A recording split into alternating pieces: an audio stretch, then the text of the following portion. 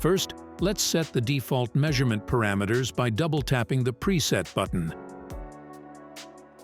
Then, follow with setting the start and stop frequencies.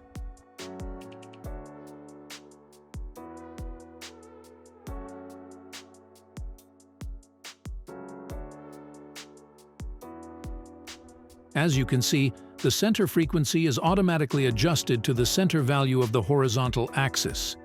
To have a better view of the signal, we will enable the low noise amplifier by going to the Levels menu and tapping the LNA button.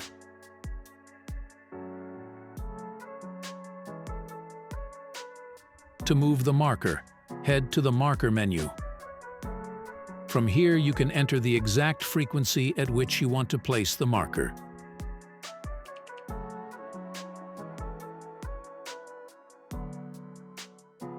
You can also click on the graph in the place where you want to place the marker, or simply drag the marker to adjust its position on the frequency axis.